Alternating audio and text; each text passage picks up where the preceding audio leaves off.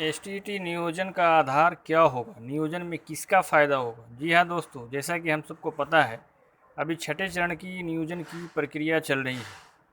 इसके फ़ौरन ही भारत सरकार 7वें चरण के नियोजन हेतु नोटिफिकेशन निकाल देगी और इससे पहले सर्टिफिकेट भी सारे क्वालिफाइड को जल्द मिलने की संभावना है।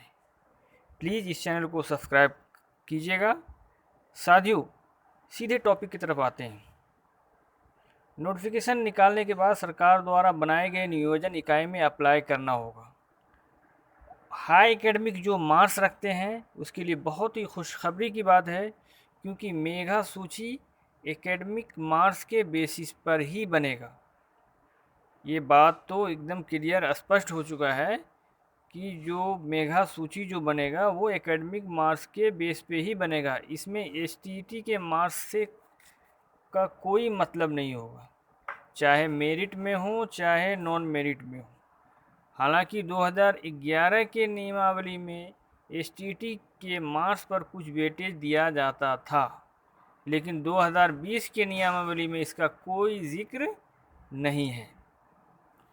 और अगर एसटीटी में किसी का मार्क्स बहुत ज़्यादा है, 140 है, 35 है, और एकेडमिक्स जो मार्क्स है बहुत ही कम है, तो वो पीछे रह जाएगा।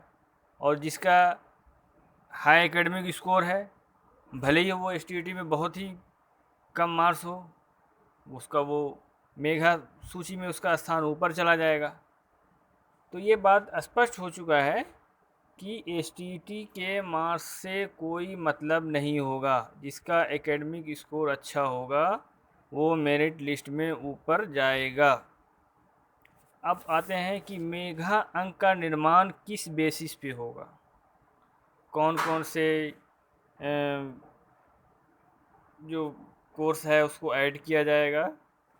तो सबसे पहले तो आपको बता दूं कि मेधा अंक जो है कंप्यूटर साइंस को छोड़कर बाकी जितने भी सब्जेक्ट हैं उसमें बैचलर डिग्री प्लस बीएड के मार्क्स को जोड़ करके 2 से डिवाइड करने के बाद जो अंक होगा वही मेधा अंक होगा।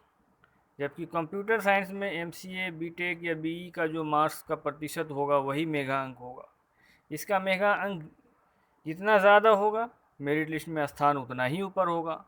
जबकि 2011 के नियमावली के अनुसार 10वीं से लेकर के bachelor plus BEd master degree को जोड़ के मेगा अंक का निर्माण किया जाता था। हालांकि इस बार ऐसा कुछ नहीं है, सिर्फ बैचलर डिग्री प्लस बीएड इसको जोड़ के 2 से डिवाइड किया जाएगा। अब एक बात तो स्पष्ट हो चुका है कि जो अप्लाई होगा नियोजन इकाई में वो सभी लोग करेंगे, चाहे एसटीटी में ज़्यादा मार्क्स हो कम मार्क्स हो, सर्टिफिकेट भी सभी को मिलेगा। ये भी सरकार के रुख से स्पष्ट हो चुका है और ये भी क्लियर हो चुका है कि ये पात्रता परीक्षा थी और जो क्वालिफाइंग नेचर का था, अब नियोजन इकाई में ही फाइनल मेधा सूची का निर्माण होगा, मेरिट लिस्ट का निर्माण होगा। वहाँ पर जिसका ज़्यादा अच्छा एकेडमिक रिकॉर्ड होगा, अच्छा मार्क्स होगा, उसी बेसिस पे कैटेगरी वाइज मेधा सूची का निर्माण होगा। तो ये हाई एकेडमिक स्कोर रखने वाले के लिए खुशखबरी की बात है, चाहे भले ही वो एसटीटी में कम मार्क्स रखता हो। तो उम्मीद करते हैं कि ये वीडियो अच्छा लगा होगा। ज़रूर लाइक कीजिएगा, ज़रूर सब्सक्राइब कीजिएगा। Thank you.